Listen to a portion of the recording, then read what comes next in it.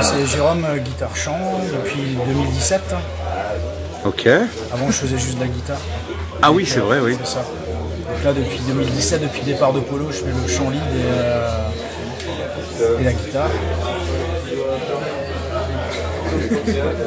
Alex, bassiste. Ok. Badom, batteur depuis 2001. D'accord, depuis l'origine, quoi. C'est ça. Salut, Manu, guitariste depuis je sais plus quand, 2005. Donc vous avez fêté vos 20 ans il y a 2 ans. Ouais, c'est ça. C'était en plein Covid. Ouais. Vous avez quand même réussi à jouer. On a réussi à faire un concert un peu bridé, assis, tout ça, mais ça a permis de jouer quand même, quoi. Ouais. Après, comme pas mal de groupes, on a profité du confinement pour composer. On se faisait des répètes avec Dom, ça faisait juste tous les deux, vu qu'on habitait pas loin à l'époque, quoi. Et on a quand même composé des trucs pour le nouvel album là, qui vient de sortir. Dans cette période un peu inactive, quoi. Après, la chance qu'on a eue aussi pendant le Covid, c'est qu'on a un local à nous. Donc dès qu'on avait des sorties un peu autorisées, on pouvait aller répéter quand même par rapport à d'autres groupes qui répétaient dans des SMAC, des structures qui étaient fermées carrément en fait. Donc ça c'est... Ouais, c'est clair, ouais. Mais c'était quand même une période qui était bien merdique, quoi. Moi j'ai un peu oublié tout ça déjà, ça me semble hyper loin. Quand on en reparle, j'ai l'impression que t'as rêvé le truc en fait, quoi.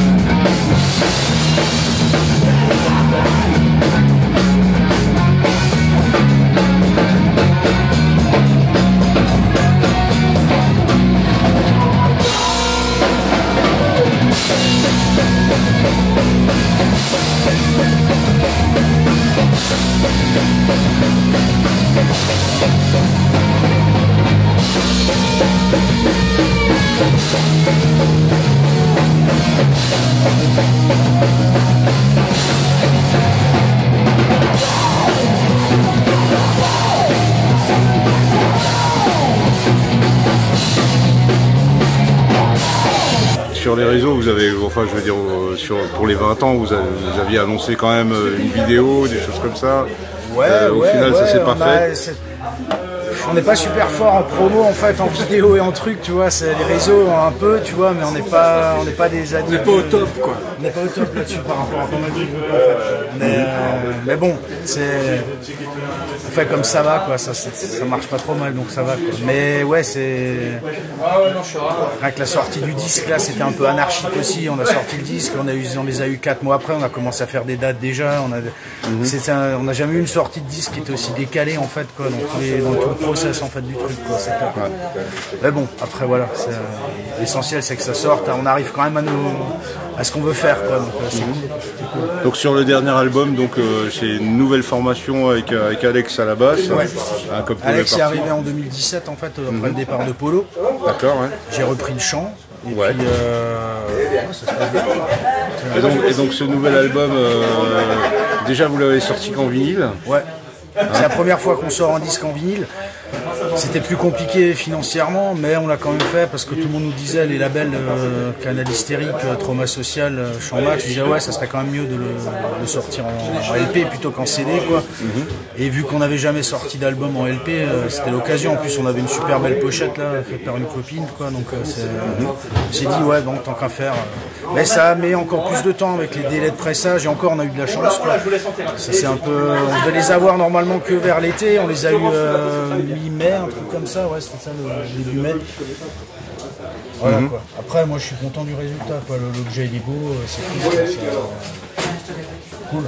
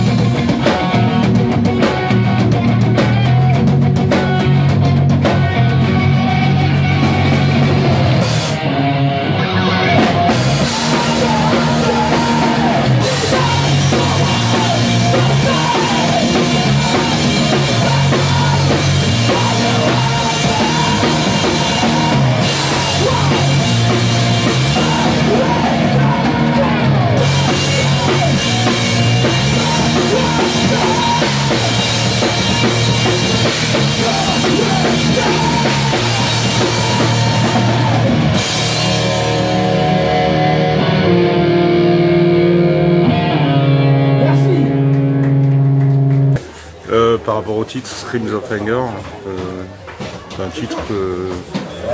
En fait, c'est que je me suis un peu, vu que j'ai fait tous les textes de cet album-là, c'était un peu une période il y a eu pas mal de trucs un peu chelous, des paires d'amis et tout ça. Donc en fait, quand je regarde tous les textes, ils sont un peu, c'est pas des textes qui sont super joyeux en fait, tu vois, quoi, dans l'ensemble, quoi, sur cet album-là. On n'a jamais eu des textes super fun, tu vois, mais là c'était un peu plus. Moi, ça m'a un peu servi de thérapie de faire ces textes et j'ai un peu vraiment ce que j'avais sur la patate, tu vois. En fait, ça m'a, voilà, j'ai lâché là-dedans et voilà. Mais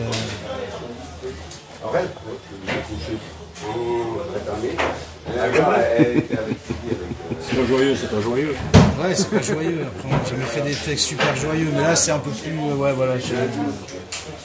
Il y a plein de textes où j'ai vraiment écrit de colère parce que c'est venu de là parce qu'en fait je regardais l'ensemble de l'ambiance des textes et tout ça et puis je me disais ouais c'est il y a de quoi gueuler. Il y a de quoi gueuler en fait, ouais, c'était ça. C'est ça. D'accord, c'est pas une petite référence à Yoka Un peu aussi quoi, peu aussi un clin d'œil on va dire quoi.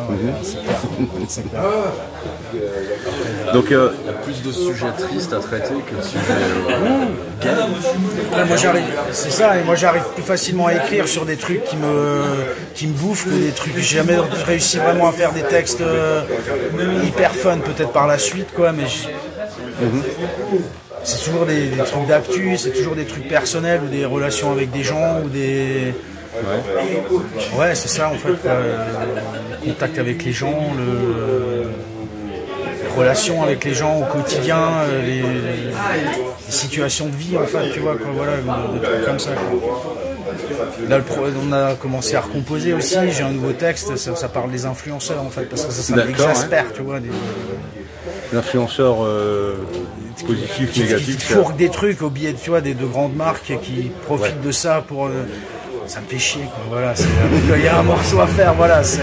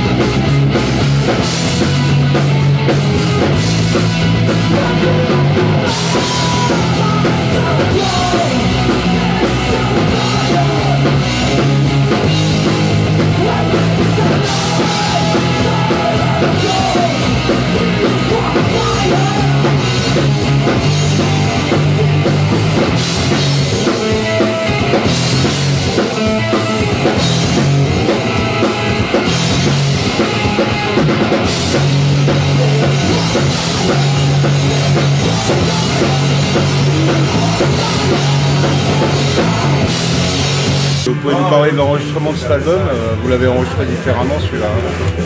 Différemment, non. Non. Après, on a toujours... Hier Studio, à Valentinier. Pas mal, c'est un petit endroit. Ça change de son un peu aussi par rapport aux deux albums qu'on avait fait avant. On avait enregistré à Strasbourg chez Didier Houbre. Ouais. Le son est un peu différent. On sent que celui qui tient les lieux a une expérience aussi de la scène. Et ça se ressent pas mal sur le son de l'album. Bonne expérience. Ok. On avait fait en 2017 pour trouver des concerts en 3 titres qui étaient sortis juste en digital. Et on était allé la première fois chez lui, chez Jean Louz, là, donc du Indie Studio, quoi. C'est un gars qu'on connaît depuis des années par les Rebelles à Sol et tout ça. Et c'était un bon pote. Et quand il a monté le studio, ça paraissait évident, quoi. Et c'est vrai que, comme il m'a dit, quand on enregistre là-bas par rapport à d'autres studios, t'es pas obligé d'expliquer, tu vois, le son que tu veux, là ça va, tu gagnes vachement de temps en fait, quoi. Après on a toujours eu des bons rapports avec Didier avant au Downtown, mais là c'était quand même, on écoute la même cible en fait, tu vois, donc c'est vraiment... Là c'est quelqu'un de votre génération. Voilà, et ouais, c'est plus simple en fait. Moi j'ai trouvé, en plus ce qui est vachement cool là-bas, c'est que tu peux rester, tu vas enregistrer, tu restes sur place, donc tu prends part. Avant on faisait des allers-retours, tu vois, tous les jours, le soir, au bout de 4 jours, t'es rincé de monter à Strasbourg tous les matins, je me levais à 7h pour partir, tu te couches à minuit, 1h du mat, ces allers-retours. Là t'es sur place, tu restes un peu dans ta bulle, ça permet quand même d'être plus serein pour enregistrer, t'es dans une ambiance que je connaissais pas avant, et quand on a fait les 3 titres déjà en 2017, je me suis dit ouais c'est cool quoi. Après ils nous avaient proposé de faire une pré-prod de l'album, on est allé là-bas une journée et après on a fait le disque, on l'a enregistré on a fait les basses batteries en 3 jours, 2-3 jours quoi c'était, et puis après on a fait gratte et chant, le reste en 4 jours encore derrière. Mais ouais, les conditions sont vraiment sympas quoi. C'est un super bon pote, donc c'est vraiment très cool. C'est vraiment très cool.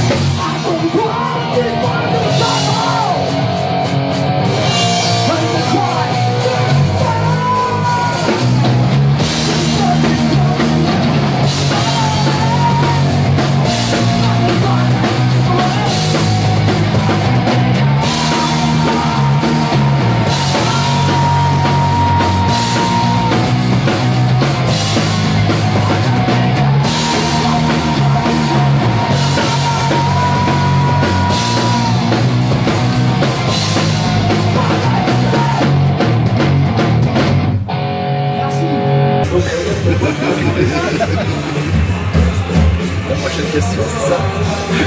Donc ouais, par rapport au concert, là, vous le défendez un peu l'album, là, il vient de sortir en vinyle. Ouais, là on arrive, c'est sorti en mai, on a fait depuis décembre 9 dates, un truc comme ça, on en a encore la semaine prochaine. Après on arrive en période d'été, tout le monde se barre toujours à droite à gauche, donc on joue jamais trop l'été en fait depuis le début du groupe, quoi. Et après ça redémarrera en septembre, on a une release qui va se faire à Colmar au Vilaine en tout début octobre en fait. Tout ce disque est sorti, généralement les releases c'est juste après, là on l'a fait pratiquement 6 mois après, tu vois. Après, tant qu'on arrive à le faire, c'est cool. Voilà, moi je me prends plus la tête avec ça, quoi.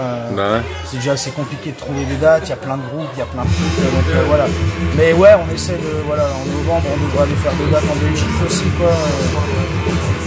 Ça va, quoi. Les retours sont bons, on a un bon contact.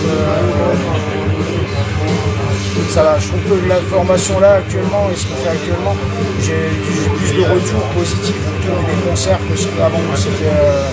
Il n'y avait pas des masses de retours, on va dire. Mais bon, après voilà, c'est un album que vous avez produit, en fait c'est vous qui l'avez produit, c'est vous qui avez avancé la thune. Ouais. En fait, après on a toujours un peu fonctionné comme ça, on a toujours fait l'enregistrement quand c'était le moment d'aller enregistrer, on le faisait quoi, et après on a toujours des labels qui sont là après pour le pressage.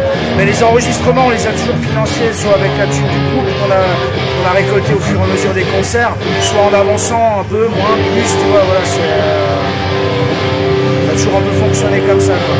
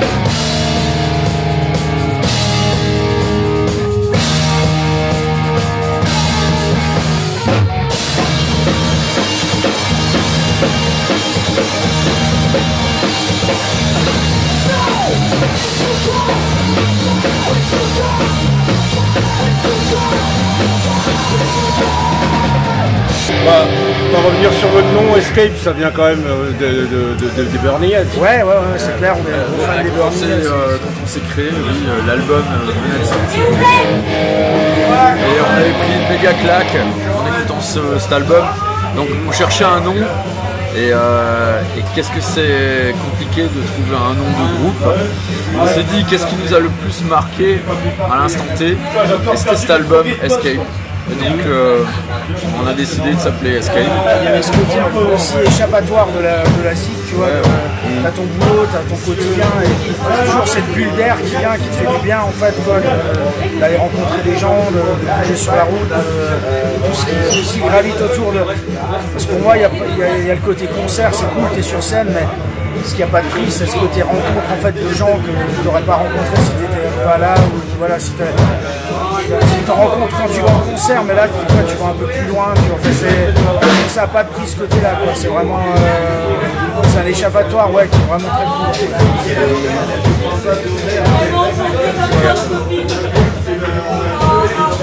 Bon, Je crois qu'il commence à avoir de la musique, donc on va mettre ça. Un petit mot de conclusion. Le mot de la fin, c'est pour Alex.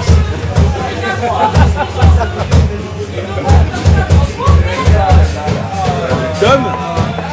Oui, quoi? Le mot de la fin? Le mot de la fin? Je dirais... qu'est-ce que je pourrais dire? Allez. Le rock dur.